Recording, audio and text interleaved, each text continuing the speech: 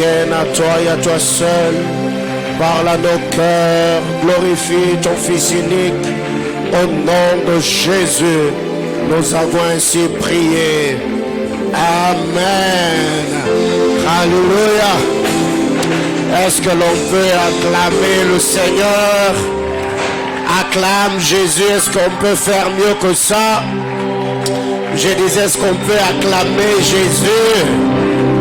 Alléluia. Gloire à Jésus. Gloire à Jésus. Merci, merci. Je vous prie de reprendre vos places. Pouvez-vous m'aider à saluer votre voisin, la presse? Arrangez-moi le son de mon micro, s'il vous plaît. Dieu soit loué. Alléluia. Gloire au Seigneur. Nous vous saluons et vous accueillons dans ce temple au nom de notre Seigneur Jésus-Christ. Croyons fermement que le Seigneur parlera à chacun d'entre nous ce matin. Et c'est également un grand plaisir parce que ce matin, à part notre culte d'adoration, de célébration, nous allons bénir le mariage de notre frère IH Samuel Tracola qui va se marier ce matin à sa charmante épouse Florie. Et nous croyons que le Seigneur, Dieu de grâce, que depuis un temps à mes pieds ce matin, il sera honoré par le Seigneur et nous sommes très contents pour ce que le Seigneur est en train de faire dans cette commission pour le frère et le sœur qui ont déjà été visités par le Seigneur. Et c'est un grand plaisir pour nous de prier ce matin avec un homme de Dieu formidable que j'ai connu il y a très longtemps, je crois depuis 2014 ou 2015. Et aujourd'hui, il est également marié, en train de faire un très bon travail à Kinshasa. Il est le grand frère de notre frère Yash qui va se marier ce matin. Il est le fils de papa Dieudonné et maman Sidonie Tracola. Est-ce que vous pouvez m'aider à recevoir le pasteur Fabrice Tracola? Gloire à Dieu, pasteur. Merci beaucoup. Très content de vous revoir ce matin et très bien habillé. On acclame Jésus. Alléluia. Je suis très content et c'est une grande surprise ce matin. Je ne pensais pas que j'allais vous revoir après beaucoup d'années. Nous sommes bénis et honorés du travail que vous êtes en train d'abattre. Les réseaux sociaux nous disent tout, on voit tout sur les nets. Vraiment que le Seigneur vous fortifie encore davantage, qu'il bénisse maman là où il est avec toute la famille. Amen, amen. Alléluia. Je te salue dans ce nom de Jésus. Vous avez appris qu'il a été. Et ce matin, je suis là pour vous dire encore. Alléluia. Vous avez appris qu'il a été dit, mais moi je vous dis. On va lire deux portions d'écriture ce matin. Deutéronome chapitre 23. Deutéronome 23. Nous allons lire seulement le verset 2 et le verset 3. Et après moi-même, je lirai Matthieu chapitre 1er, du premier verset au verset 16. Ce qu'on appelle souvent le chapitre de généalogie. Alors, je suis en train de dire Deutéronome chapitre 23, le verset 2 et le verset 3. Vous y êtes? Vous êtes là? Deutéronome chapitre 23, le deuxième et le troisième verset, la Bible clare. Deutéronome 23 à la presse. Deutéronome 23.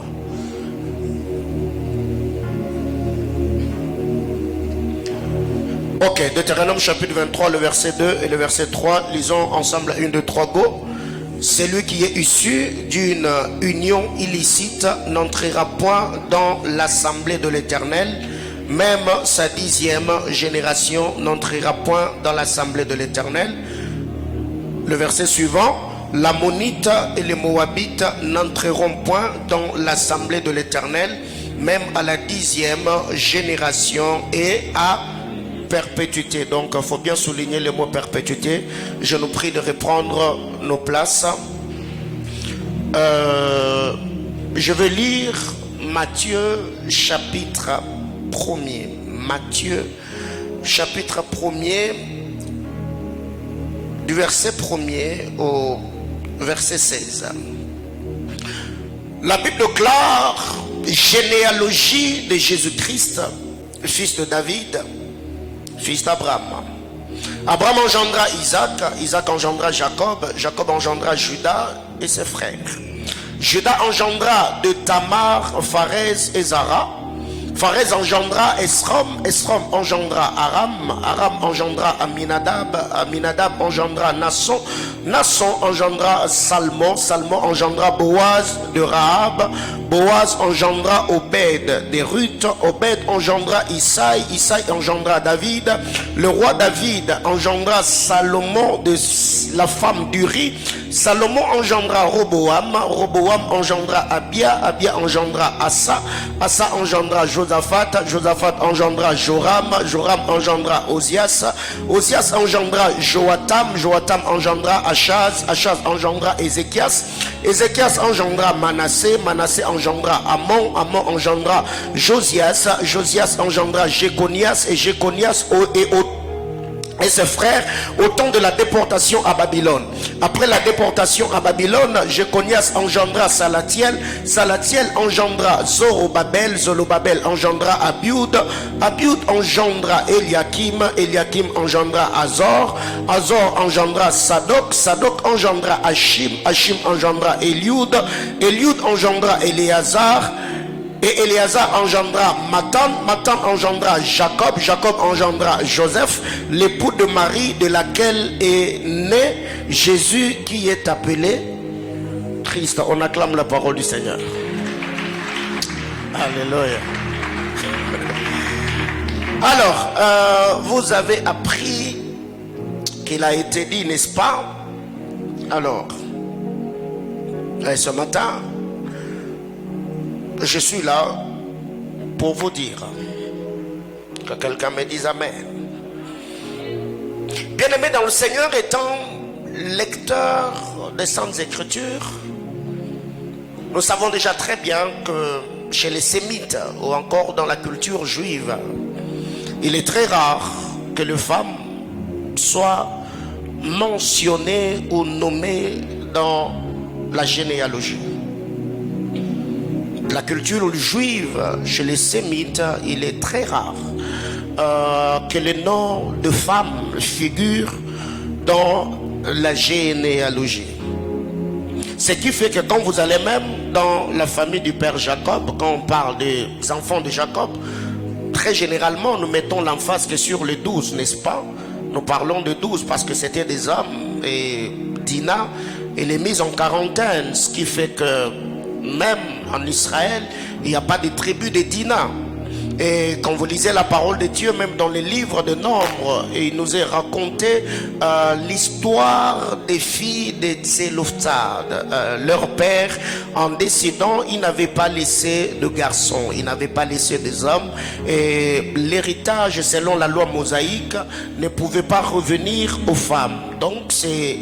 l'héritage d'un père devait aller des pères au fils. Mais vous allez vous rendre compte que par la prière, par la compréhension et la révolution, le fils de Tselophthad changèrent leur situation, parce qu'elle s'était tenue devant Moïse en disant: ce n'est pas parce que notre père est décédé, qu'il n'a pas laissé une postérité, que son héritage ne doit pas nous revenir.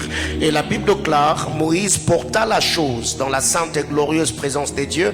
C'est là que le Seigneur dira à Moïse que les filles de Tselophthad ont raison. Elles ont raison, dans leur héritage qui leur revient. Je vais revenir là-dessus.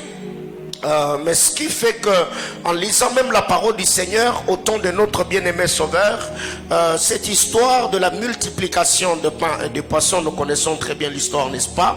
La Bible déclare Jésus-Christ nourrir 5000 hommes, sans compter les femmes et les enfants. C'est ce qui est dit dans la parole de Dieu. Alors déjà, ce matin, je voudrais condamner cette philosophie où très généralement nous disons que derrière chaque grand homme se cache une grande femme. Donc déjà moi j'ai dit non. Pourquoi la femme doit être toujours cachée derrière un grand homme? Non, parce que la femme n'a pas été tirée dans les colonnes vertébrales de l'homme, mais la femme a été tirée aux côtés, n'est-ce pas? Donc ici ce matin, je voudrais dire au centre missionnaire missionnaire Manaïm, à côté de chaque grand homme, c'est présente une grande femme. Alléluia. À côté de chaque grand homme, c'est présente une grande femme. La femme ne doit pas toujours être derrière, parce que très généralement dans notre culture africaine, nous avons toujours du mal à traiter la femme à sa juste valeur. Et en lisant même la parole de Dieu, la Bible déclare, Jésus-Christ nourrit 5000 hommes, sans compter les femmes et les enfants. Mais il y a une vérité importante, c'est que Jésus-Christ, fils de Dieu par essence, parce que nous sommes fils de Dieu par adoption, Jésus-Christ étant Dieu dans la forme humaine, Jésus-Christ lors de son incarnation, il n'est pas sorti dans une famille très noble, il n'est pas sorti d'une famille où il n'y avait pas de problème, moins encore des antécédents. Quand vous lisez la généalogie de Jésus, est une génération bizarrement bizarre. C'est une généalogie. Quand vous lisez scrupuleusement les Écritures, vous allez vous rendre compte que Jésus est sorti d'une généalogie très très compliquée. Commençant d'abord par le père Abraham, le père Jacob, le père Isaac, vous descendez le père David et autres. C'est très compliqué. Mais étant sorti de cette lignée-là, étant de cette généalogie-là, cela n'a pas empêché à Jésus d'accomplir sa mission sur la terre. Bien-aimés dans le Seigneur, ce que nous devons retenir, c'est que en lisant la parole de Dieu, et je venais de le dire tantôt que chez les Sémites ou dans la culture juive, c'était très compliqué que l'on puisse mentionner le nom des femmes dans la généalogie. Mais quand vous lisez Matthieu chapitre 1er, Matthieu nous présente 5 femmes dans la généalogie de Jésus. La question que je me suis posée, c'est par quelle magie ces femmes se sont retrouvées dans la généalogie. Et parmi ces femmes, il y a des femmes comme Tamar, une histoire bizarre. Il y a des femmes comme Ruth, une histoire bizarre. Il y a des femmes comme Rahab, une histoire bizarre. Il y a des femmes comme Bathsheba, une histoire bizarre. Il y a des femmes comme Marie, une histoire bizarre. Bien aimé, ce matin, je voudrais dire à quelqu'un, le problème n'est pas la famille dans laquelle tu es né. Le problème, c'est la compréhension du monde spirituel et la manière dont tu achèveras ta mission sur la terre des hommes. Est-ce que quelqu'un peut me dire amen? Parce que quand vous lisez même la parole du Seigneur, vous savez, Jésus-Christ n'était pas né dans un hôtel 5 étoiles, vous savez. La Bible déclare, c'est lui qui est adoré aujourd'hui par tous les hommes sur terre. Il est né dans une crèche. Jésus-Christ est né dans une crèche. Même en son temps, dans les hôtelleries, il n'y avait pas de place pour lui, parce que c'était plein. Jésus-Christ est né dans une crèche, mais aujourd'hui, c'est lui qui était né dans une crèche. Il est assis sur une chaise en or, il a sur sa poitrine une ceinture en or, il est habillé à un vêtement de lin, il est assis sur une cheval blanc, il a la voix comme les torrents des grands, le bruit des grands eaux, il a le pied comme des reins polis, il a les yeux, oh my God, est-ce que ce matin je peux prêcher à quelqu'un comme je le sens? Oui, il est né dans une crèche, il est né dans une crèche. Même en naissant dans cette crèche, la Bible déclare, les mages sont venus avec de l'or, l'image de la royauté. Ils sont venus avec de l'encens, l'image de la sacrificature. C'est pourquoi Apocalypse nous dit, par sa mort et sa résurrection, il a fait de nous un royaume et de sacrificateurs. Donc j'étais en train de dire à quelqu'un, Jésus-Christ, lors de sa naissance, il est né au milieu de bêtes. Il est né au milieu de bêtes. Il est né dans cette crèche au milieu de bêtes. Donc, il n'y avait pas une très bonne odeur. Mais c'est lui qui est né dans une crèche au milieu des animaux. Aujourd'hui, il est servi par les êtres glorieux. Je parle des anges, je parle des archanges, je parle de 24 vieillards, je parle de 4 êtres vivants. Il est né dans une crèche, mais il finit sa vie assis sur une chaise en or. Il est né au milieu de bêtes. Aujourd'hui, il est servi par les êtres les plus glorieux. Bien-aimé dans le Seigneur, le problème, ce n'est pas là où tu as commencé. Le problème, c'est là où tu vas finir. Ok. Bien-aimé dans le Seigneur, le jour de sa naissance, je venais de le dire tantôt, il n'y avait pas de place pour lui dans les hôtelleries, mais celui-là aujourd'hui, Esaïe nous dit, il n'avait ni beauté ni éclat pour attirer nos regards. Celui-là était appelé le fils d'un charpentier. Il était appelé Nazaréen. Il était appelé Galiléen. Et quand bien même en lisant la parole de Dieu, vous allez voir compte dans Jean chapitre 1er, Nathanaël étant un juif sincère, il a parlé à André en disant, est-ce que de Nazareth quelque chose de bon provenir de là?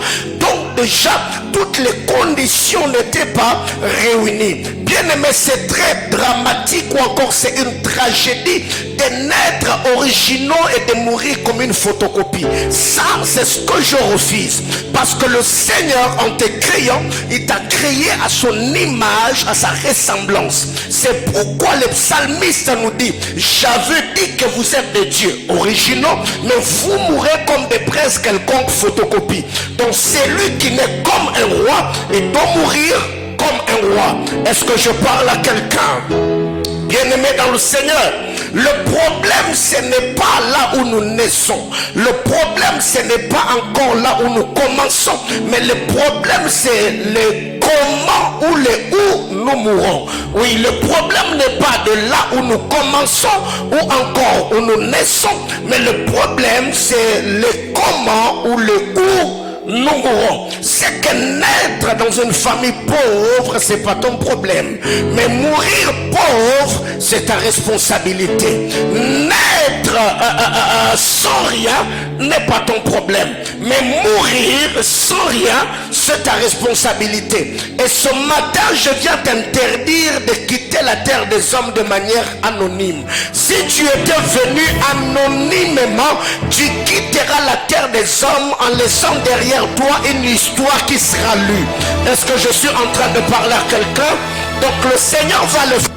C'est pour cette raison déjà ce matin je voudrais te mettre une puce à l'oreille. Donc je ne suis pas venu te donner des informations sur des choses que le Seigneur va faire avec toi, parce que ce culte, c'est un culte de degrés. Donc je suis venu ce matin comme un prophète du Seigneur, pas seulement pour te dire des choses que Dieu a fait, mais pour te dire les choses que le Seigneur va faire avec toi dans la suite du temps. Et j'entends quelqu'un me dire amen. Alors, qu'est-ce que je suis en train de dire?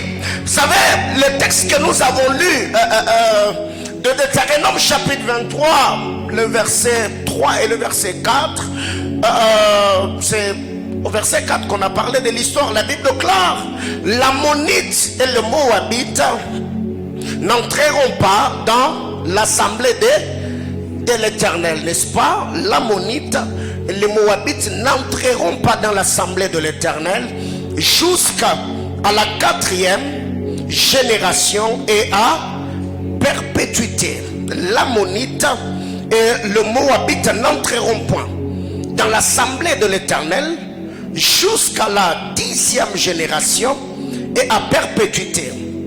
Donc ici, il y avait une loi qui interdisait aux Ammonites et aux Moabites d'entrer dans l'assemblée de l'Éternel ou d'avoir une place au milieu de saints. Alors ce qui m'a le plus étonné, c'est que je vois Moïse qui reçoit la loi venant de l'Éternel. Il dit l'Ammonite et le Moabite ne vont pas entrer dans la maison de l'Éternel. Mais comment expliquer expliqué que dans la généalogie de Jésus, nous trouvons le nom d'une femme moabite qui s'appelle Ruth. Vous avez appris qu'il a été dit que les Ammonites et les Moabites n'entreront pas dans l'assemblée de l'Éternel. Mais moi, je viens ce matin te dire que le nom d'une Moabite nommée Ruth figure ou se retrouve dans la généalogie de Jésus-Christ. Bien-aimés frères, quand vous lisez la parole de Dieu, la Bible déclare Jésus a nourri 5000 hommes, sans compter les femmes et les enfants. Bien-aimés, mais ce que j'aime dans cette histoire, les gars qui n'étaient pas comptés parmi les hommes, c'est par ces gars-là que la solution est venue afin de nourrir ceux qui étaient comptés. J'étais en train de dire à quelqu'un, cet enfant-là n'était pas compté, mais c'est lui qui avait le pain et le poisson qui ont nourri ceux qui étaient comptés. J'étais en train de dire à quelqu'un, tu es comme David, même pour que ton père Isaïe se souvienne de toi, il faut que le prophète insiste. Mais le choix choisi dans le programme de Dieu, c'est toi. J'étais en train de dire à quelqu'un, même quand les parents prient et croient que Dieu visitera la famille et le restaurera, même dans les rêves le plus fou de tes parents, ton nom ne figurait pas. Mais je voudrais t'annoncer ce matin, toi qu'on a déclassé, c'est toi que Dieu va replacer. Oh my God, j'étais en train de dire à quelqu'un, toi en qui les parents n'ont pas cru, toi qu'on a traité de galériens et de foutrons, ce matin en ce culte de projet, je voudrais t'annoncer que c'est par toi que le Seigneur passera afin de commencer une nouvelle histoire. J'entends quelqu'un me dire amen. Cet enfant-là n'était pas compté, il n'était pas compté, mais eh bien, c'est par lui que le Seigneur est passé afin de nourrir ceux qui étaient comptés. 1, 2. Après qu'il ait donné le pain et le poisson, les hommes ont mangé, n'est-ce pas? La Bible déclare Jésus a nourri 5000 hommes, sans compter les femmes et les enfants. Même après avoir résolu le problème, les hommes se sont arrangés encore pour ignorer ces garçons-là. Alors que c'est lui qui a fait qu'ils puissent... Bien-aimés frères, il y a des gens comme ça. C'est par toi que Dieu a fait grâce, qu'ils puissent rencontrer X ou Y. C'est par toi que Dieu est passé, afin de pouvoir le rendre, l'impacter, ou encore lui communiquer une grâce particulière. Mais quand il se mettra à parler des hommes qui ont marqué sa vie, il va s'arranger pour t'ignorer. Bien-aimés frères, ce n'est pas parce qu'ils n'ont pas parlé de toi, mais qu'ils n'ont pas mangé ton pain. Parce que le pain et le poisson qu'ils ont mangé, ce n'est pas le pain qui était venu du ciel. Le Seigneur est passé par le pain de ces garçons-là afin de les multiplier. J'étais en train de dire à quelqu'un, tu as connu l'ingratitude, le mépris et le rejet des hommes. Bien-aimé frère, toi continue à faire du bien, car le Seigneur dans ta lignée, il suscitera d'autres personnes qui vont reconnaître à ton investissement, reconnaître à ta valeur et qui vont te célébrer et te traiter à ta juste valeur. Dis à ton voisin, ne t'inquiète pas, car le Seigneur est fidèle. Alléluia. Bien-aimés frères, qu'est-ce qui arrive? La Bible déclare, le Moabite et l'Ammonite n'entreront pas dans l'assemblée de sang. Mais il y a 5 femmes qui se retrouvent mentionnées dans la généalogie de Jésus. Et la première femme, c'est Tamar. Tamar, la femme de Juda. Je suis dans Genèse chapitre 38 du verset 1er jusqu'en bas. Les Moabites n'entreront pas. Et parlons de Moabites, nous avons vu Ruth. Je crois que par la grâce de Dieu, on parlera de ces 5 femmes en semaine. Mais ce matin, je voudrais m'entretenir avec nous autour de la sœur Tamar. Tamar, la femme de Juda. La Bible déclare, en lisant la parole de Dieu, il y a Genèse 37, il y a Genèse 38, il y a Genèse 39. Alors la question que je me suis posée, comment expliquer que Joseph est vendu par ses frères, dans Genèse 37, au lieu que l'histoire de Joseph continue, il y a break. On introduit Judas, Genèse 38, pour nous parler de Joseph dans Genèse 39. Et quand vous lisez le premier verset de Genèse chapitre 38, la Bible déclare, Judas s'éloigna de ses frères. Il est allé chez un homme d'Adoulam qui s'appelait Ira. Bien-aimé, écoutez, le départ de Joseph a provoqué celle de Judas. Parce que Joseph et Judas, ils sont le même ADN et presque une même mission. Quand vous lisez la parole de Dieu, Abraham était un entrepreneur. Il était éleveur, il était cultivateur, il était sacrificateur. Il était prophète selon ce que Dieu a dit à Abimelech. Isaac, même il était entrepreneur. Jacob était entrepreneur.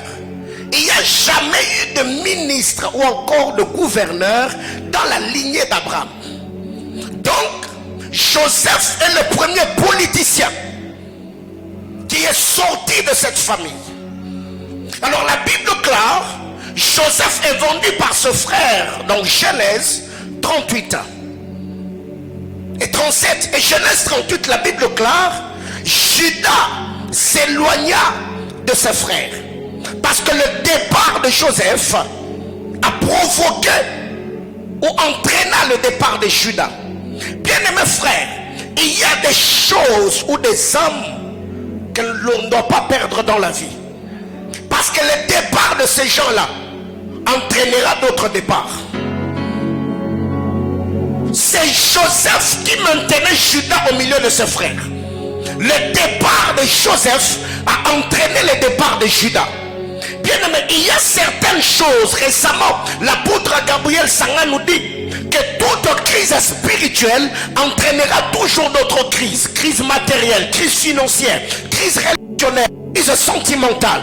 C'est qu'ici, en lisant la parole de Dieu, Joseph fait partie. Mais après le départ de Joseph, Judas également s'en est allé. Et c'est là que le problème commence. La Bible déclare, Judas, quand il s'est éloigné de ce frère, il est allé rencontrer Ira. Ira était adoulamite. Et Ira, son nom veut dire une race noble.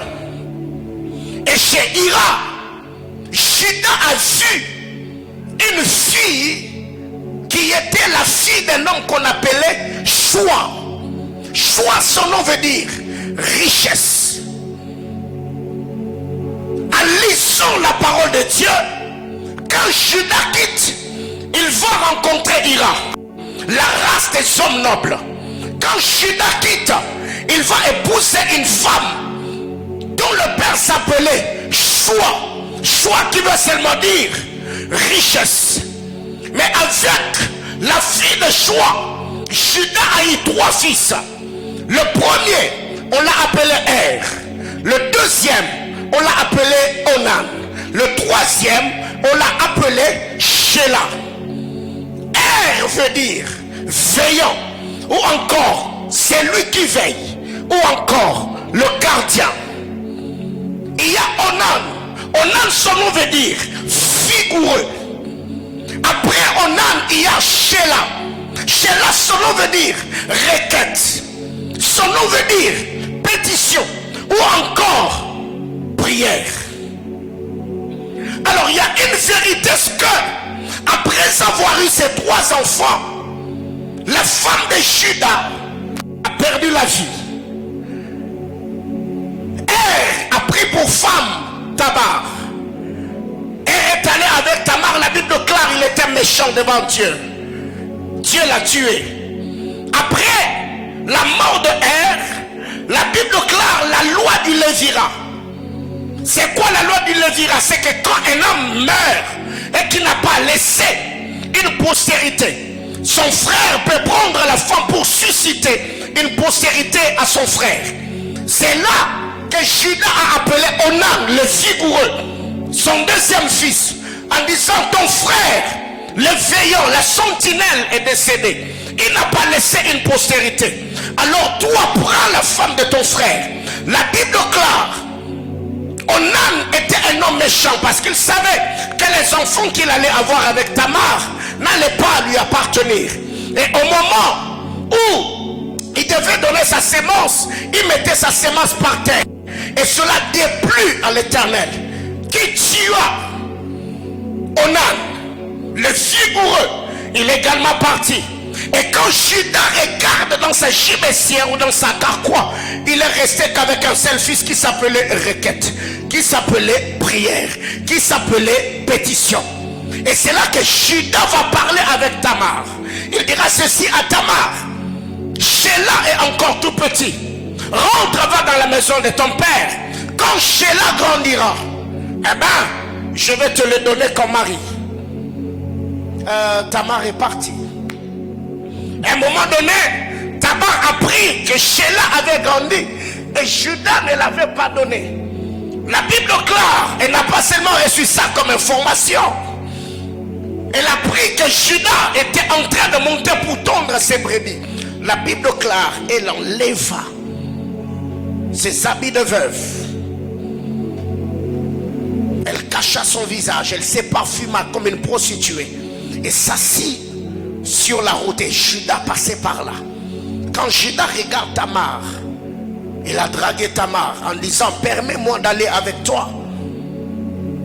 Ici je n'ai rien, je t'enverrai un chevreau auprès de mon ami Ira, la Doulamite.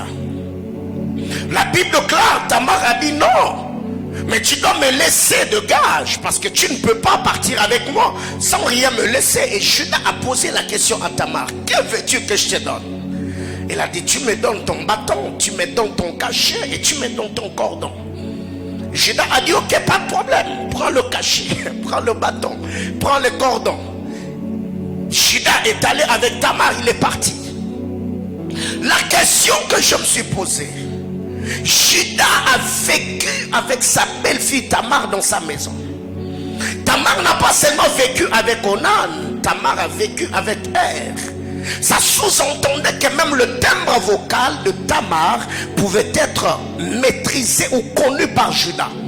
Comment expliquer? Je peux encore comprendre qu'elle s'était voilée le visage, mais pas le timbre vocal. Mais comment est-ce que Judas n'a pas pu reconnaître cette femme? Je ferme la parenthèse. Même si par le timbre vocal il n'avait pas reconnu Tamar, quand il est allé avec Tamar, toute la nuit il a passé du temps avec cette femme. Comment est-ce qu'il n'a pas pu la reconnaître? Bien-aimés frères, savez, Dieu, quand il a besoin de te faire du bien, il est capable d'aveugler les hommes. Les hommes ne verront jamais ton côté faible, les défauts ou les imperfections. Parce que quand la grâce de Dieu vient sur toi, la grâce a la capacité de couvrir tes imperfections et présenter le côté où les hommes vont admirer. Ma prière est levée de mon cœur et que la grâce de Dieu embellisse vos faiblesses et que le Seigneur vous capacite afin que vous puissiez accomplir la mission qu'il vous a assignée sur la terre des hommes. Je libère cette parole de grâce au nom de Jésus. Voyez-vous, après cela, la Bible déclare, Tamar est tombée enceinte. Et la nouvelle est tombée entre les oreilles de Judas, parce qu'après, Judas étant un homme honnête, il a envoyé le chevreau comme il avait promis à Tamar. Et quand son ami Ira, la Doulamite, est arrivé, eh bien Ira a posé des questions. Avez-vous vu une prostituée sacrée qui était dans le coin? On a dit, on ne l'a pas vue. Et il n'y a jamais eu ici de prostituée sacrée. Et quand Ira est allé parler avec Judas, Judas a dit non, non, non, non, non. Nous ne devons pas attirer sur nous l'opprobre, parce que j'étais honnête, j'étais envoyé avec le chevreau, tu n'as pas trouvé la dame. On passe à autre chose. Et 3 mois après, la Bible déclare, Judas a appris que Tamar était enceinte. Là, Judas se tient dans ses doigts. Il dit non, qu'on la fasse sortir et qu'on la brûle. Vif, la Bible déclare Alors qu'on voulait brûler Tamar, elle a dit non, laissez-moi d'abord. La grossesse que je porte n'est pas comme celle de Marie. La grossesse que je porte, j'ai un père. L'homme à qui appartient ces choses, le bâton, le cachet et le cordon, c'est lui le père de l'enfant que je porte. Et quand Judas regarde les effets qu'avait Tamar, Judas s'est dit non, elle est plus juste que moi, ne la tuez pas. Et la Bible déclare, Judas ne la connut plus. Prête-moi ton attention. Alors après cela, la Bible déclare, Tamar a gardé la grossesse jusqu'au moment donné, il devait mettre au monde. Et cela que 2 enfants étaient dans son sang. Il y avait un certain Péretz et un certain Zerach. Les 2 enfants, avant de sortir, le premier a fait sortir la main. Et les femmes sages ont dit à Tamar, c'est lui qui va sortir le premier. Ils ont mis un fil cramoisi, qui a un fil rouge, à la main de l'enfant. Et l'enfant a retiré sa main. Après qu'il ait retiré sa main, la Bible déclare, son petit frère sortit après lui. Le petit frère qui est sorti après, on l'a appelé Péretz. Et c'est lui qui avait sorti la main avant, sorti le deuxième, et on l'appela Zerach. Bien-aimés frères, notre thème du mois d'août, et que vous avez appris qu'il a été dit, mais moi je vous dis, nous sommes dans ce culte de projet. Et ici ce matin, je ne suis pas venu afin de te donner le clé, le principe qui peuvent te permettre d'émerger, de prospérer ou d'entreprendre comme nous l'avons toujours fait dans nos cultes de projet. Mais ce matin, je suis venu te faire voir que quand la grâce de Dieu est là, elle a la capacité de t'imposer dans la société. Quand la grâce de Dieu est là, elle sait ouvrir le porte qui était verrouillée il y a des années. Quand la grâce de Dieu est là, la grâce est une odeur spirituelle qui peut te précéder et t'ouvrir le porte et faire même parler les hommes sans te rencontrer. Quand la grâce de Dieu est là, la grâce peut faire précéder ta renommée avant que les hommes te rencontrent. Comme la grâce de Dieu était sur Ruth, avant qu'elle ne soit même à Bethléem, les gens avaient déjà entendu parler d'elle. Pourquoi? Parce qu'elle avait trouvé grâce devant Dieu. Bien-aimé dans le Seigneur, ce matin, je veux travailler un moment en équilibrant la pensée que Dieu a déposée dans mon esprit ce matin. Ce qui fait que quand vous allez dans le ventre de la mère Tamar, vous allez trouver des enfants. Vous allez trouver des enfants, l'un qui s'appelle Péretz, l'autre qui s'appelle Zerach. Ici je prends le ventre de la mère Tamar comme l'église où Tamar est pasteur. Les entrailles de Tamar est comme une église qui a 2 individus, qui a 2 êtres, où il y a 2 leaders, où il y a 2 enfants, où il y a 2 grâces. La Bible déclare que en ces temps-là, quand Tamar était en train de travailler pour donner naissance à Péretz et à Zerach, il est dit que le premier qui était Péretz a fait sortir la main. En réalité, la personne qui a créé ou ouvert la voie, eh ben, ce n'est pas Zerach, ce n'est pas Péretz, mais c'est Zerach, parce que c'est lui qui a fait sortir la main avant. Mais il a dit non, non, non, non, non, non, moi je reste d'abord. Toi sors. Et c'est lui qui est sorti avant. On l'a appelé Péretz. Péretz qui veut dire brèche. Péretz qui veut dire ouverture. Il est sorti et après cela, il y a Zérach qui est sorti avec un fil cramoisi à la main. Qu'est-ce que je suis en train de dire ici?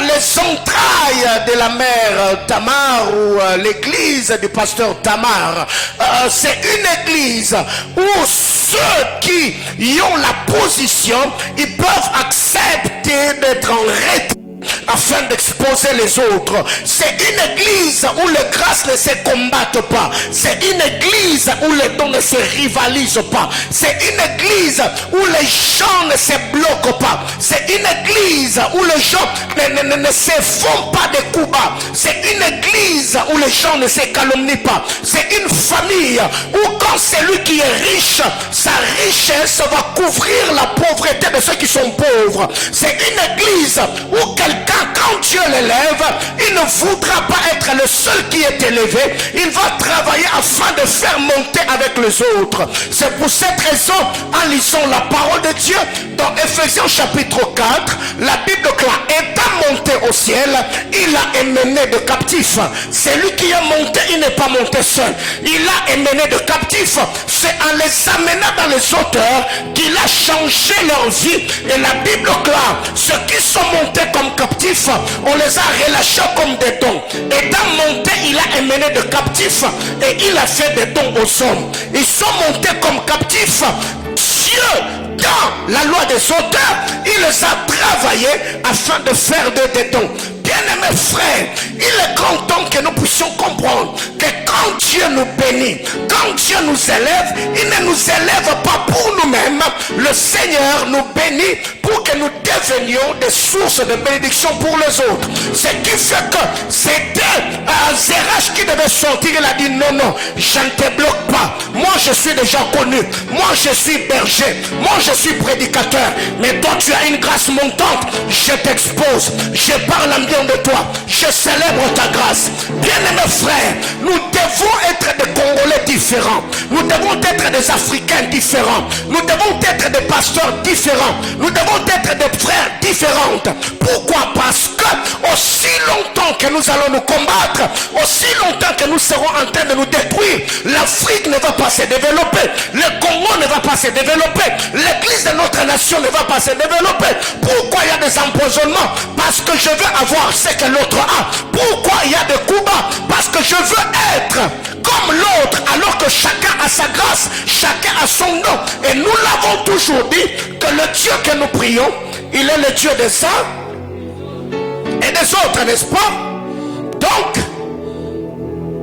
je célèbre l'église de la mère Tamar. Je célèbre les entrailles de Tamar. Je célèbre la famille de Tamar. C'est une famille où les enfants se font grâce. C'est une famille où les gens s'ouvrent de portes, se connectent. C'est une église où les gens s'aiment, où les gens s'apprécient, où les gens se célèbrent. Bien-aimés frères, la deuxième église ou la deuxième famille, c'est la famille de Rebecca. Une famille à problème. C'est cette famille où quand Esaü veut sortir, il y a Jacob qui le bloque au talon. C'est une famille qui ressemble à la famille des Congolais, à la famille des Africains. Quand quelqu'un, Dieu commence à l'élever, il y a des bouches qui s'élèvent, il y a des gens qui se mettent à critiquer. Il se prend pour qui? Il pense que c'est lui qui fera. Même dans le jour de son mariage, la coiffure qu'elle avait mise, c'était pas bon. Bien aimé dans le Seigneur, pourquoi naturellement ou généralement nous avons du mal à parler du bien des autres? Pourquoi nous avons du mal à célébrer le travail que les autres font? Pourquoi nous avons du mal à accepter la vie des autres, l'épanouissement, l'émergence des autres? Mais quand vous lisez cette histoire, pendant que les deux enfants étaient en train de lutter dans le de leur mère, lutter, mais c'est Rebecca qui souffrait. Il y a des choses par moment que vous faites dans la famille, ce n'est pas vous qui empathissez, mais c'est les parents qui souffrent. Il y a certaines choses que vous faites dans les églises, ce n'est pas vous qui souffrez, mais c'est le pasteur qui souffre. Parce que dans cette histoire, la Bible déclare, alors qu'Isaac, Esaü plutôt voulait sortir, il sortit, mais son talon était dans la main de Jacob. Autrement dit, Jacob voulait lui dire: Toi et moi, on n'ira nulle part. On va rester ici. Ça, c'est la politique des Africains. Ou quand quelqu'un commence à monter, on peut commencer à parler. On peut commencer... Non. Il a aucun dépaïté. Il a kobongate. Bien aimé frère. Et si lui restait pauvre, est-ce que sa pauvreté va changer ta vie? Non. Si Dieu lui a fait grâce et que Dieu l'a élevé, acceptons cela. Encourageons-le. Soutenons-le. C'est qui fait qu'aujourd'hui, je ne suis pas politicien, je ne suis pas dans un parti politique. Récemment, j'ai vu qu'il y a eu, je ne sais pas, de problème avec la compagnie d'aviation CA. Il y a un bien-aimé qui a balancé une photo sur Facebook en disant il faut que le président de la République quitte. La question que je me suis posée, il y a quoi entre CA et le chef de l'État? Et si lui il quittait, toi tu deviendras quoi? Voyez-vous, tu verras quelqu'un. On a atteint ce niveau, on dit bien aimé frère, déjà même tu es ici à Lubumbashi, le minerai te passe ici. Tu ne touches même pas à quelque chose. Ce que ce bategi mboko, yo ogozo combien? Déjà dans notre pays, il n'y a même pas un service de recensement. Donc, yo atayo, baebio. Ce qui fait même que le chef de ton quartier là, il te connaît même pas. Ce que ce totegi kongo yo ke wapi. Alléluia. Alors, dans l'église de la mère Rebecca, c'est une église où les gens se combattent entre eux. Ce sont des églises qui n'émergent pas. Ce sont des églises qui ne grandissent pas. Ce sont des églises qui ne s'imposent pas. Parce qu'entre nous, on se combat entre nous, on se critique entre nous, on s'accuse entre nous. Il y a des crocs en jambes. Quand tu vois l'autre, bien aimé frère, j'aime l'esprit qui anime les prédicateurs de cette église. J'aime l'esprit qui anime un bon nombre de personnes. Pour ne pas dire que c'est parfait. Non, il y a d'autres choses pas très bien. Ah ouais, X avait dit, X avait fait, X avait dit. Bref, partout où il y a des hommes, il y a des problèmes. Mais je me dis, nous devons nous améliorer. Nous devons devenir encore meilleurs que ce qu'on était hier. Parce que le travail que nous sommes en train de faire, c'est un travail de Dieu. Alléluia. 3. Il y a l'église de la mère Tamar, où il y a deux entités ou deux esprits. Il y a l'église de la mère Rebecca, où il y a deux entités ou deux esprits. Mais aussi, il y a deux églises. La première église, c'est l'église de la mère Élisabeth. La deuxième église, c'est l'église de la mère Marie. Élisabeth, elle est mère, responsable d'une famille dans son coin. Marie, elle est aussi responsable d'une famille dans son coin. Je prends les entrailles d'Élisabeth comme une famille, comme une église. Je prends les entrailles de Marie comme une famille, comme une église. Mais ce que j'aime dans cette histoire, Élisabeth est dans son coin, Marie est dans son coin. Mais quand les deux leaders se rencontrent par leur salutation n'affecte pas à mal les enfants qui sont dans leur sein, mais leur salutation fait tressaillir les enfants, amène les enfants dans l'excitation. Bien-aimés dans le Seigneur, c'est très beau. Aujourd'hui, quand nous voyons dans l'église de notre nation, il y a de clics. Tel pasteur est dans tel groupe, l'autre pasteur est dans tel groupe. Même quand ils se rencontrent au supermarché, ils s'arrangent pour se faire semblant comme s'ils ne se connaissaient pas. Et pendant ce temps-là, qu'ils sont en train de souffrir, c'est le fidèle que nous encadrons, c'est le fidèle que nous prêchons. Au point où X va dire non, si je mets le photo d'X sur mon statut, si papa voyait, je ne sais pas la relation que papa a avec tel pasteur.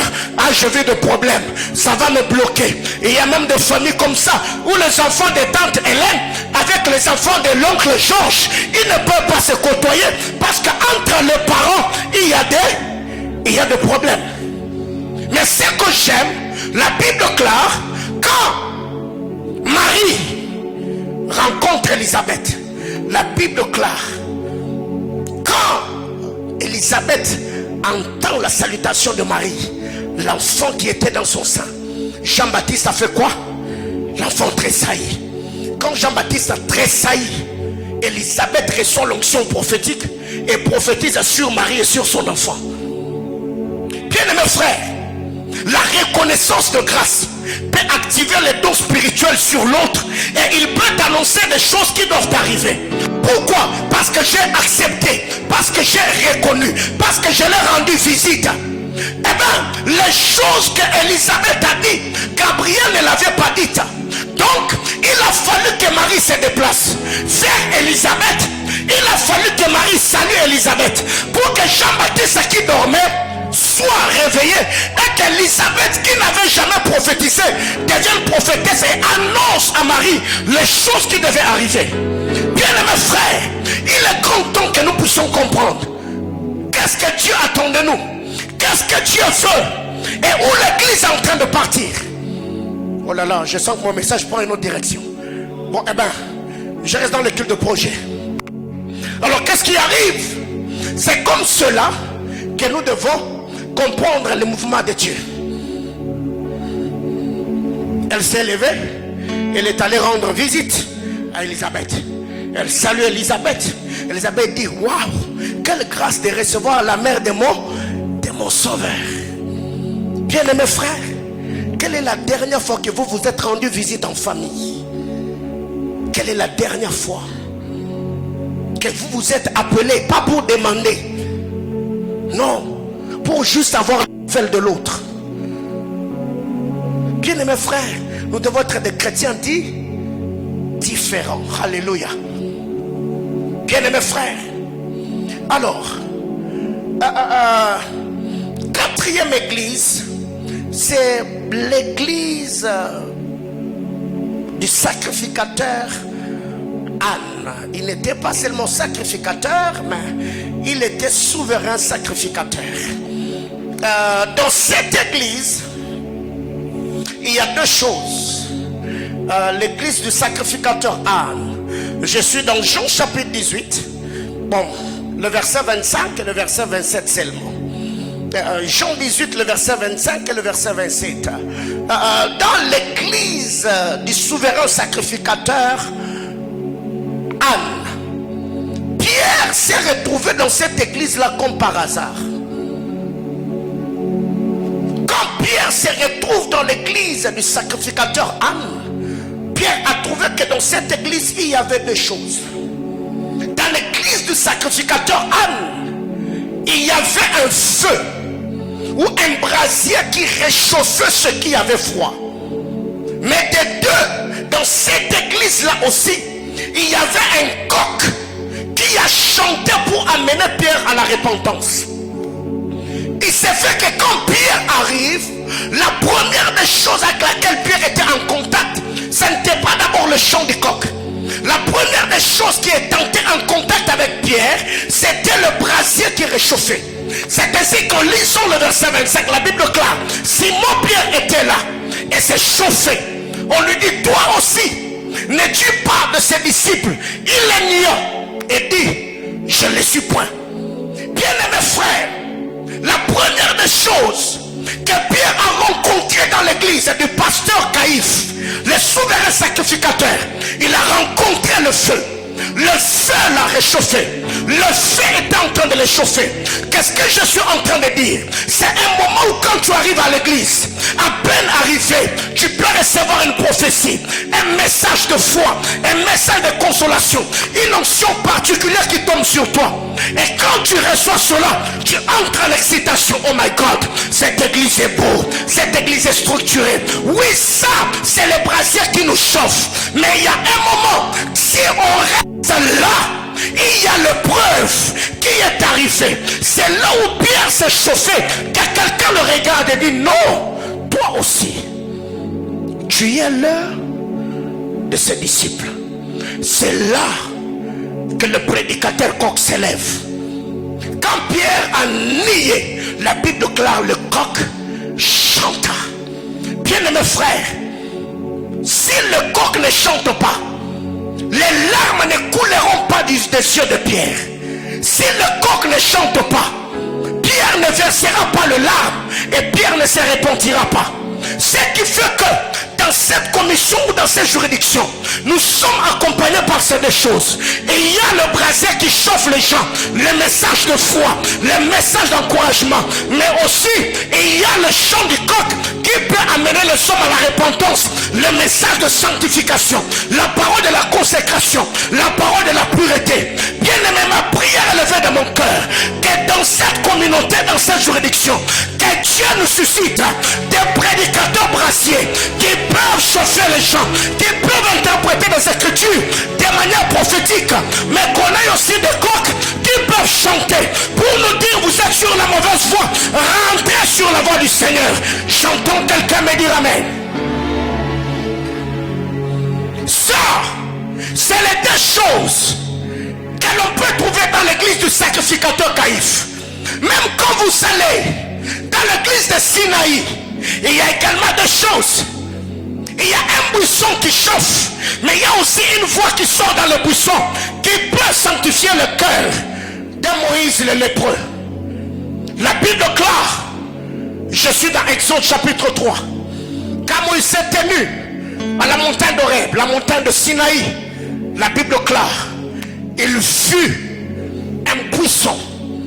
Et Pierre se dit, Moïse se dit, je veux me retourner pour voir quel est ce grand spectacle.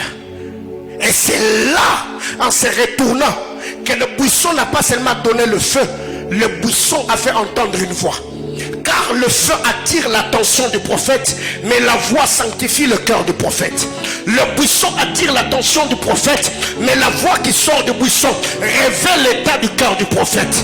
Le buisson attire l'attention du prophète, mais la voix qui sort du buisson, bien aimé dans le Seigneur, donne la mission au prophète. Ce qui fait que la beauté d'une église, ce n'est pas d'abord la moquette, le plafond, la lumière ou les instruments, mais beaucoup plus la foi qui sort pour sanctifier la voie à la vie du pécheur. Ce qui fait la beauté de cette église, ce n'est pas tout ce que nous avons mis ici, ce qui embellit le temple, mais c'est le message qui est prêché.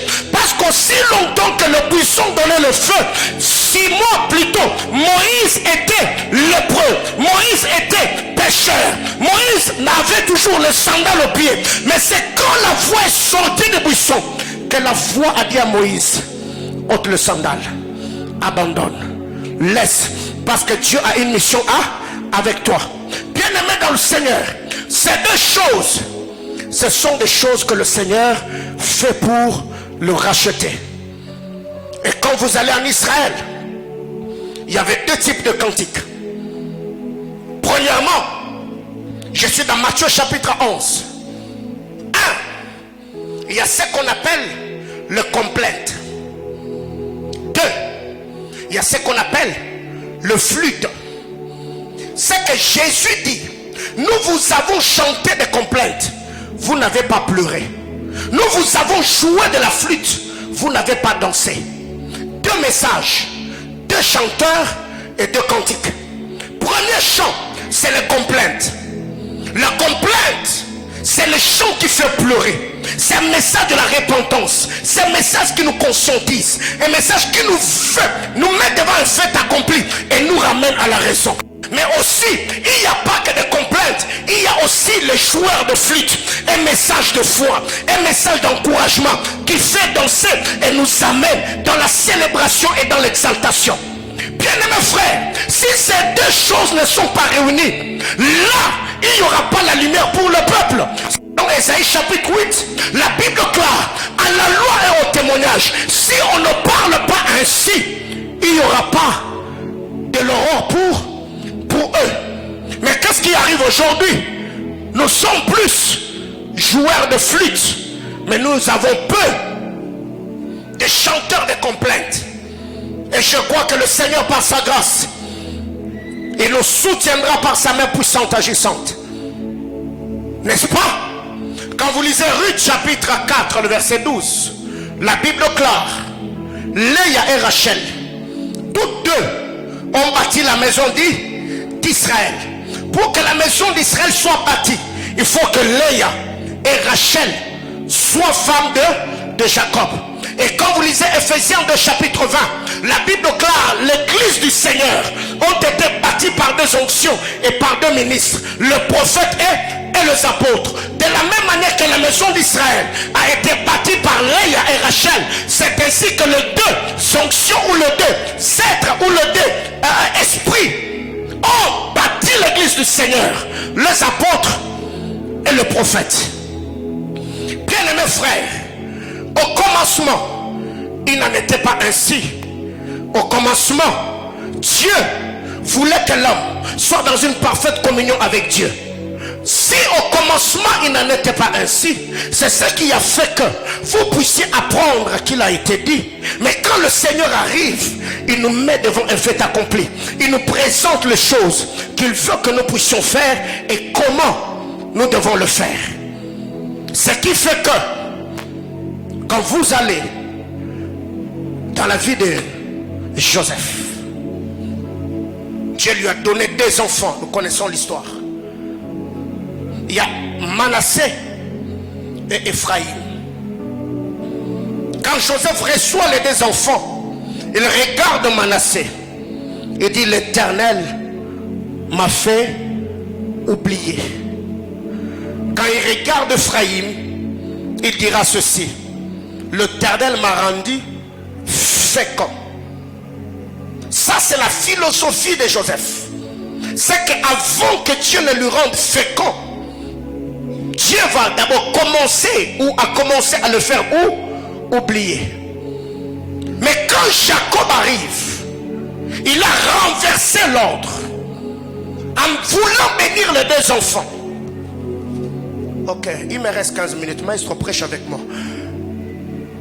Il arrive en Égypte. Il a trouvé Joseph avec deux enfants. Il y avait Ephraïm, Dieu m'a fait oublier. Il y avait Manassé, Dieu m'a rendu fécond. Jacob regarde Joseph. Il prend la main gauche, la main droite. Il mesure, Dieu m'a rendu fécond. Il prend la main gauche. Il mesure, Dieu m'a fait oublier. Et Joseph s'élève et dit: mon père, ce n'est pas comme cela que les choses se sont passées. Toi tu étais à Cana, Jacob. Tu viens à peine d'arriver. C'est moi qui ai vécu les choses ici en Égypte. Les noms que j'ai donnés à ces enfants, j'ai donné ces noms de par l'expérience que j'ai reçue. D'abord, tu es déjà vieux. La deuxième des choses, tu ne vois pas bien. Troisièmement, tu es déjà faible. Alors ne renverse pas l'ordre. Écoutez, Jacob, quand il répond à Joseph, il dit: mon fils, je le sais. Ce que je suis en train de faire, je le sais. Mais il y a un détail qui est dit. La Bible classifie avec intention qu'il fit cela. C'est que pour Joseph, avant que Dieu ne rende fécond, il doit d'abord commencer à nous faire oublier. Mais quand Jacob arrive, il dit: non, c'est pas comme cela que ça doit se passer.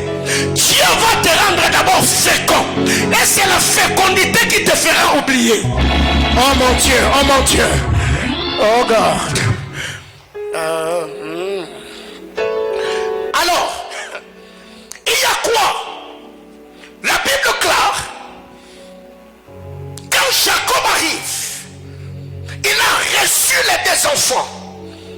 L'aîné qui était à sa droite et la gauche de Joseph, et le cadet qui était à la gauche de Jacob et à la droite de Joseph. Jacob prend la main, il met sur celui qui était à sa gauche, et bien la droite de Jacob, de Joseph. Il prend sa gauche, il met sur la tête de celui qui était à sa droite, la gauche de Joseph.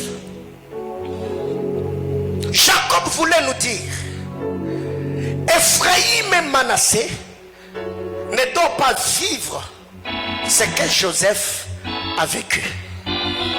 Toi, tu as d'abord souffert. Quand Dieu est venu, il t'a fait oublier les souffrances que tu as connues. C'est ainsi qu'il t'a rendu fécond. Mais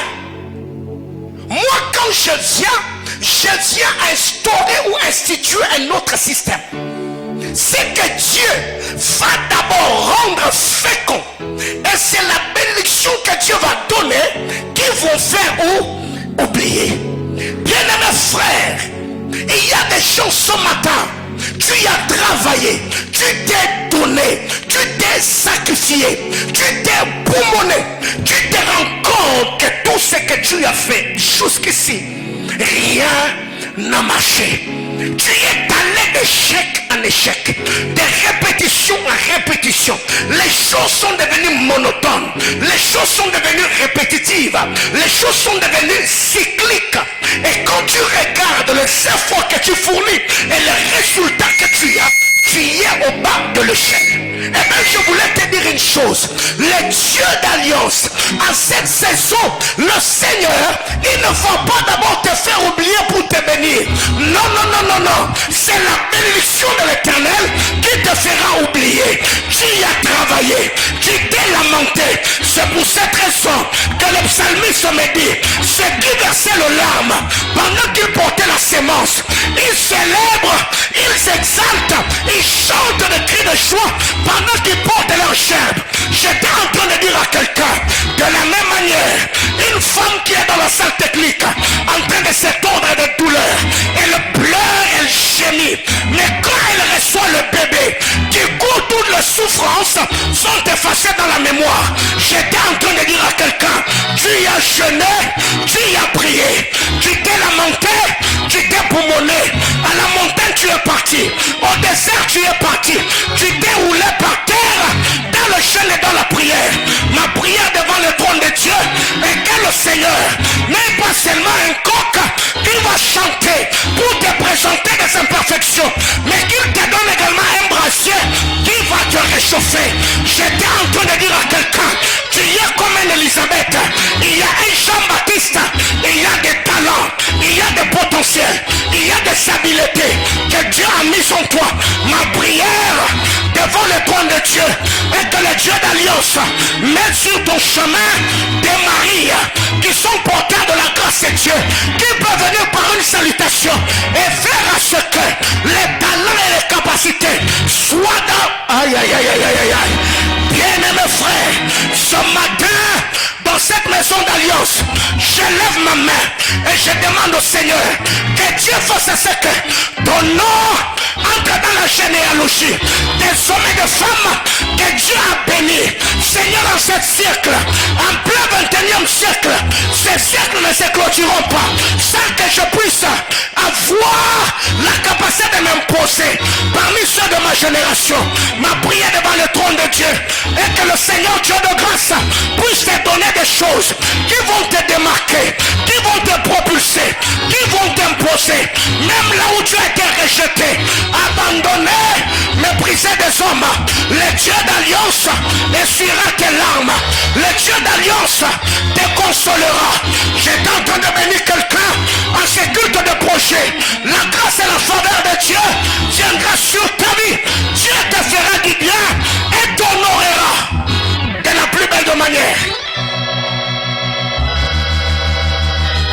Bien-aimés frères, Dieu, quand il envoie sa parole, la Bible déclare dans leur détresse, ils crièrent à l'Éternel.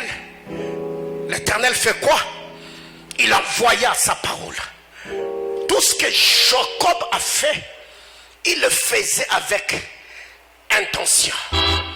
Bien-aimés frères, en lisant la parole de Dieu, Genèse 38, le verset 29 et le verset 30, la Bible déclare, alors que Tamar était en plein travail, il s'est fait que dans son sein, il y avait deux enfants, Péretz et Zérach. La Bible déclare, Zérach a sorti la main et la sage-femme a mis un fil cramoisi à la main de Zérach. L'enfant a fait entrer sa main dans le sang de sa mère et c'est là que son frère Péretz est sorti. Péretz, son nom veut seulement dire brèche. Péretz, son nom veut dire ouverture. Et après Péret, vient son frère Zérach. Zérach, son nom veut dire éclat. Son nom veut dire rayonnement. Et vous allez vous rendre compte que les deux enfants qui sont sortis du sang de Tamar représentent les deux grandes onctions qui nous ont introduits dans cette dispensation. La première personne ou le premier enfant qui est sorti, c'est Péret. Péret, je le prends comme Jean-Baptiste. Péret, quand il sort, il fait sort de brèche, il ouvre la voie, il prépare le chemin afin que celui qui est porteur de l'éclat et du rayonnement puisse sortir.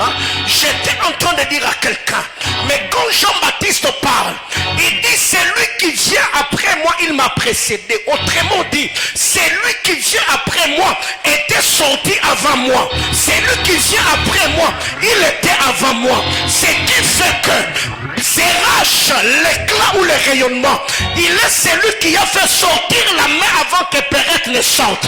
Mais il a dit non, toi tu es celui qui a la voix et qui doit me préparer la voie. Ok.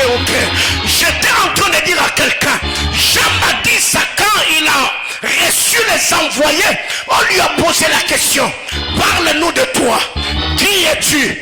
Il a dit, je ne suis pas Élie, je ne suis pas l'un des prophètes, moi je suis la voix qui prépare la voie. Oui, Jean-Baptiste est la voix qui prépare la voie. Jean-Baptiste est la voix qui aplanit le sentier. J'étais en train de dire à quelqu'un, Péret et Jean-Baptiste, Zérach et Jésus. Car quand les deux enfants sortent, ce qui fait que l'histoire peut continuer et le parcours peut être changé. J'étais en train de dire à quelqu'un, celui qui a sorti la main a permis à celui qui était derrière lui de bien sortir. J'étais en train de dire à quelqu'un, si les uns sont des Péret, toi tu seras un Zérach. Dieu te lèvera et c'est par toi que les autres vont sortir. Dieu te bénira et c'est par toi que les autres seront bénis. J'étais en train de dire à quelqu'un, quand vous lisez la parole de Dieu, la question que je me suis posée, qu'est-ce qui a poussé à ces femmes de mettre des fils cramoisis à la main de l'enfant? Cela veut seulement dire, Jean-Baptiste est venu avec de l'eau, mais c'est Christ qui est venu avec le sang. J'étais en train de dire à quelqu'un, il est celui qui baptisait dans le Jourdain, mais Jésus quand il est venu, il ne baptisait pas dans le Jourdain, mais il est venu avec le sang qui sanctifie. L'image du fil cramoisi à la main de Zérach. Bien-aimés frères, ma prière devant le trône de Dieu est que les deux grâces puissent être déposées sur ta vie, que Dieu puisse infuser la grâce du rayonnement, la grâce de l'éclat et la grâce de l'ouverture sur ta vie. Tu seras celui qui éclairera le chemin, mais qui ouvrira la voie. J'entends quelqu'un dire avec moi ce matin, à ma Père, fais-le pour moi aussi. Bien-aimés frères, il y a une vérité importante que nous devons comprendre. Les Moabites n'entreront pas dans l'assemblée de l'Éternel. Mais comment expliquer que Tamar s'est retrouvée dans la généalogie de Jésus? Les Moabites n'entreront pas dans l'assemblée. Bien-aimés frères, entre être dans la généalogie et être dans l'assemblée, qu'est-ce qui est plus grand? C'est être dans la généalogie. Car celui qui était dans la généalogie, c'est celui qui a permis à ceux qui devaient entrer dans l'assemblée de trouver place. Parce qu'il n'y a pas d'assemblée sans sacrificateur. Il n'y a pas d'assemblée sans sacrifice. Il n'y a pas d'assemblée sans Seigneur.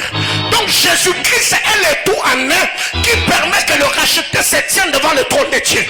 Bien-aimés frères, je m'arrête là. Matthieu chapitre 1er. Généalogie de Jésus-Christ, fils de David, fils d'Abraham. Abraham engendra Isaac, Isaac engendra Jacob, Jacob engendra Judas et ses frères. Bien-aimés dans le Seigneur, ce n'est pas parce que Joseph a reçu la tunique du Père que dans la généalogie, c'est celui qui prendra la première place. J'étais en train de dire à quelqu'un, ce n'est pas parce que l'autre a reçu l'onction que parmi ceux qui vont figurer, ce sont eux toujours qui auront la première place. J'étais en train de dire à quelqu'un, chacun a son temps, chacun a sa dispensation. Joseph, on te laisse la tunique, mais laisse-moi la généalogie. Toi, Dieu t'a oint, mais moi aussi Dieu me oindra. À chacun son tour, à chacun sa saison. Bien-aimé dans le Seigneur, Judas engendra de Tamar Pharès. Bien-aimé, il y a une vérité importante, c'est que dans la lignée d'Abraham, Dieu a brisé l'infertilité ou la stérilité par la vie d'Abraham. C'est Abraham qui nous a introduits dans la saison d'engendra. Autrement dit, tu ne peux pas être de la lignée d'Abraham et ne pas engendrer. La Bible croit X engendra, Y engendra. Toi aussi tu engendreras. Dans cette lignée, je ne suis pas un prophète dont les entrailles sont stériles. Si j'ai engendré, l'autre engendrera. J'ai engendré Jonathan, Jonathan engendrera. C'est lui qui est son... Aïe, aïe, aïe, aïe, aïe, aïe. J'étais en train de dire à quelqu'un, si tu as commencé, les autres commenceront. Ceux qui sortiront de tes entrailles, il n'y aura pas de galériens, il n'y aura pas de foutrons, il n'y aura pas de hommes et de femmes nuls.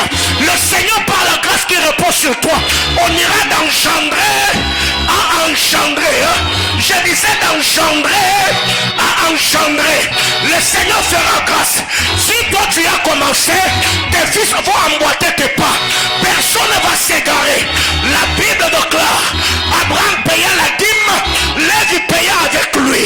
Bien-aimé dans le Seigneur, si tu payes la dîme, Lévi sera consommateur de dîme. Abraham a donné, Lévi a reçu.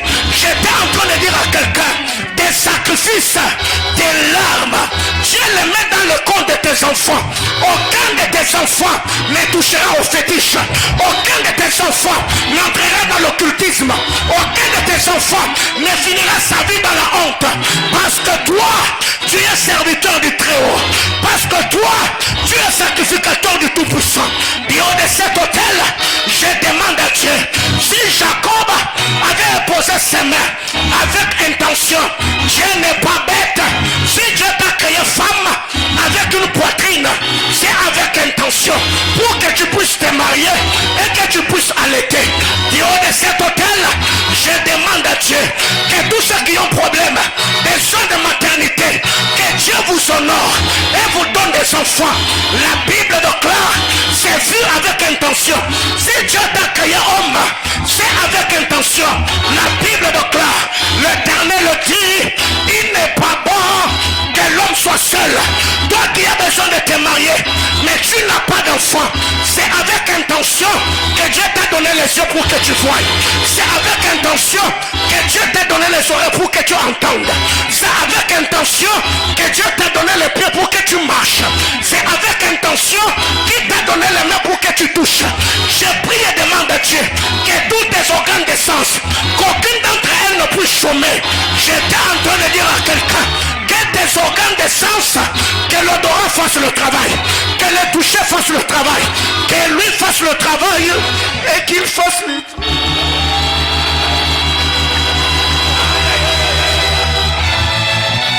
Bien-aimé frère, Aram engendra Aminadab, Aminadab engendra Nasson, Nasson engendra Salmon, Salmon engendra Boaz de Rahab.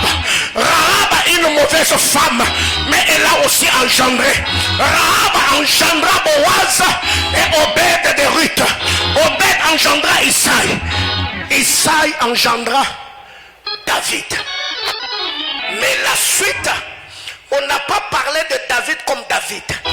La Bible clare, le roi David engendra Salomon. Isaïe a engendré David, mais David, le roi, a engendré Salomon. J'étais en train de dire à quelqu'un, là où la généalogie était répétitive, par toi le Seigneur va changer le... Aïe aïe aïe aïe aïe aïe. Je disais, tous ceux qui sont sortis, ils engendrent engendrait seulement. Mais quand on arrive sur David, la Bible déclare, le roi David engendra. Mon père s'appelait Donancien. Donancien a engendré Paulin. Mais le prophète Paulin a engendré Zoé. Oh my God. J'étais en train de dire à quelqu'un, papa était fonctionnaire de l'État, mais le fonctionnaire a engendré un PDG. J'étais en train de dire à quelqu'un, maman était divorcée, mais la divorcée... Oh my God. Bien-aimé frère, j'étais en train ce matin de saluer la destinée de quelqu'un.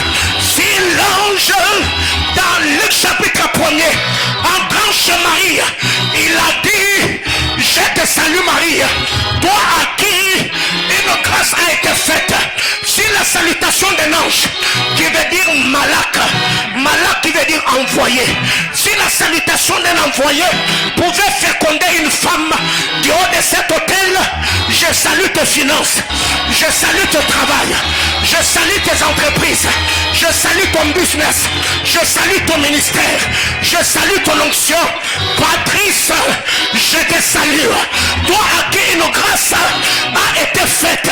J'étais en train de dire à quelqu'un, en cette saison nouvelle, la main du puissant de Jacob viendra sur ta vie afin que tu accomplisses et réalises ce que tu ne pouvais pas. David a été engendré par Isaïe, mais le tour de David, il n'a pas engendré comme David, il a engendré comme un roi. J'étais en train de dire à quelqu'un, tu es sorti dans une famille sans nom, sans réputation, sans renommée, sans identité, mais je disais mais, dis avec ton voisin mais c'est par toi que Dieu va accomplir cette promesse. C'est par toi que Dieu va le faire. Isaïe engendra David et le roi David engendra Salomon. Bien aimé dans le Seigneur, quand vous descendez plus bas, la Bible nous parle de la déportation. La déportation, c'est un moment de break où ceux qui sont allés en déportation, ils n'ont pas engendré. Après la déportation, la liste va continuer. J'étais en train de dire à quelqu'un, ta famille est en déportation. Depuis que papa est décédé, il n'y a pas de bonnes choses. Ta famille est en déportation. Depuis un temps, la saison de mariage, la saison de visitation, la saison d'émergence, ça s'est arrêté. Parce que ceux qui vont en déportation, ils vivent en captivité. J'étais en train de dire à quelqu'un, il y a avant la déportation, il y a après la déportation. Après la déportation, après la déportation, après la déportation, j'étais en train de dire à quelqu'un, après la déportation, je connais engendra. Bien-aimé frère, la déportation a mis un stop à la loi d'engendrer. Mais après la déportation, a appuyé sur le play d'engendrer. J'étais en train de dire à quelqu'un, s'il y a des entités qui ont appuyé sur le stop ou la pause ou les pauses des choses que ta famille a connues jusqu'ici, ce matin, en ma qualité d'homme de Dieu, j'étais en train de dire à quelqu'un, la grâce du Seigneur ce matin, Dieu va appuyer sur le play. Vous vivrez ce que vous avez vécu. J'étais en train de dire à quelqu'un, Dieu le fera dans ta famille comme au jour d'autrefois, au temps où le Katanga, la Jekamine produisait, le temps où le Kassai, la Miba produisait. J'étais en train de dire à quelqu'un, Dieu, il le fera comme au jour d'autrefois, parce que il a fallu que la loi amène Sarah dans la loi de la ménopause. Dieu, quand il est venu, il a appuyé ménoplay. J'étais en train de dire à quelqu'un, la loi nous a amenés dans la ménopause, mais la grâce, oh my God, t'amènera dans la ménoplay, là où ça s'était arrêté. Je demande à Dieu qu'il le fasse encore couler. Là où ça s'était bloqué, je demande à Dieu qu'il puisse le débloquer. Bien-aimé dans le Seigneur, la grâce de Dieu est source de salut. Les hommes vides, ceux qui étaient néants, ceux qui étaient chaos, ceux qui étaient perdus, ceux qui étaient foutus, ont été restaurés, ont été régénérés, ont été relevés par le puissant de Jacob. Du haut de cet autel, je demande à Dieu qu'Adonai, mon Dieu, te fasse du bien.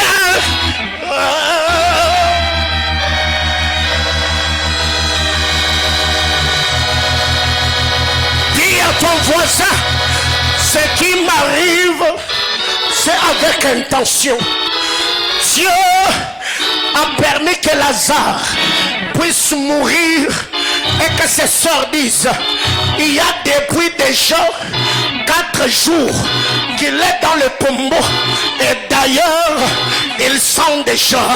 Bien-aimé frère, laisse-toi sentir pour que ceux qui te dérangent sentent.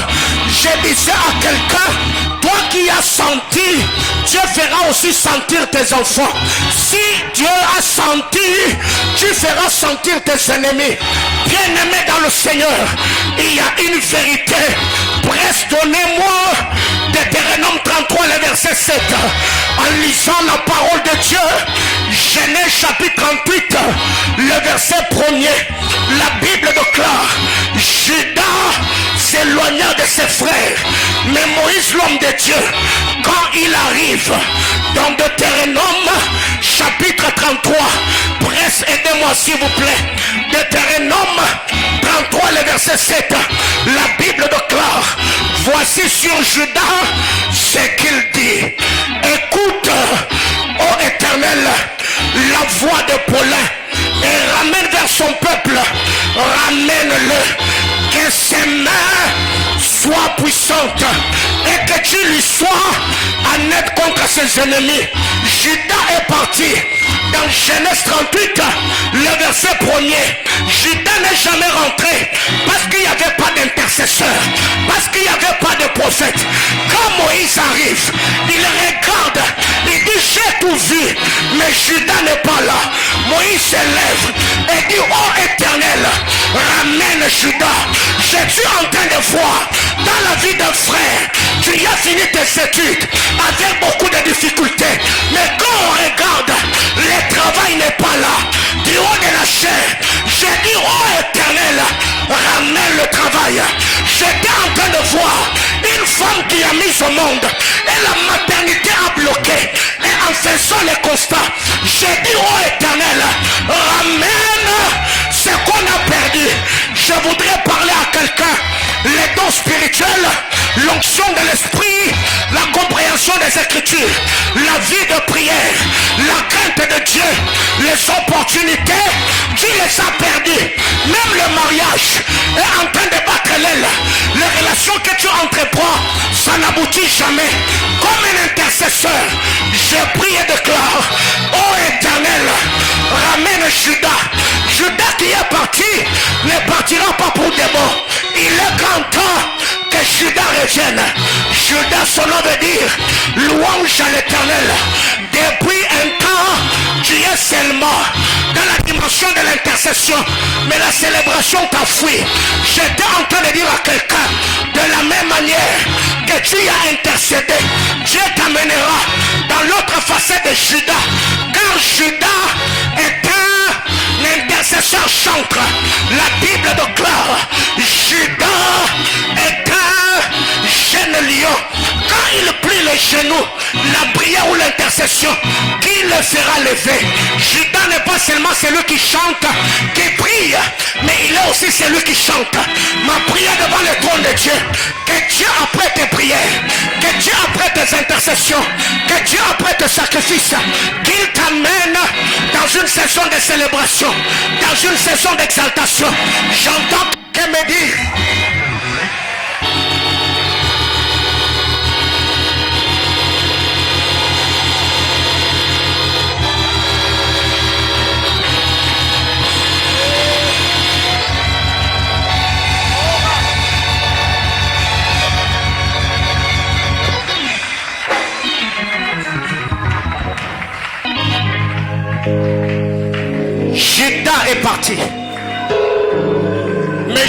cela ne reviendra que si Moïse l'intercesseur élève la voix et prie et dit Père, ramène Judas.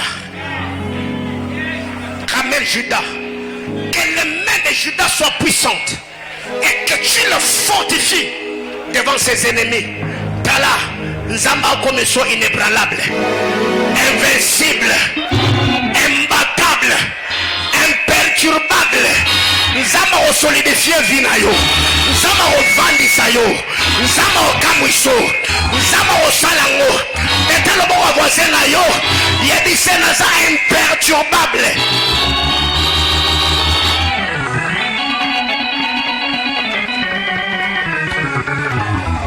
Bien-aimés frères, le mercredi je vais revenir. Mais ce matin, je voulais parler de la première femme qu'on a appelée Tamar. Tamar, son nom veut dire palmier. Talanzeta mila poekola. Fobakatango. Soriba okatate. Zeta mila europeso kombo. Zeta mila europeso pose. Zeta mila europeso mafuta mila. Zeta mila europeso kombo. Bien aimé Tala. Zeta mila elo wapambate. La Bible parle de nous et nous dit, nous sommes comme des palmiers qui poussent dans la présence de Dieu. Au bon état mille kola foba katango. Bilo ozo perdre ekoliso. Malambo comme le kembiso. Nabisa mutumora zayo. Bilo onezo yela yo ebomote. Osa imperturbable. Nana besoin beta maboko to sambelanza. Tu vas dire à Dieu Seigneur, ramène-moi Judas. La saison de la louange, la saison de la célébration, la saison de la visitation. Est-ce que tu peux lever ta voix parler à Dieu?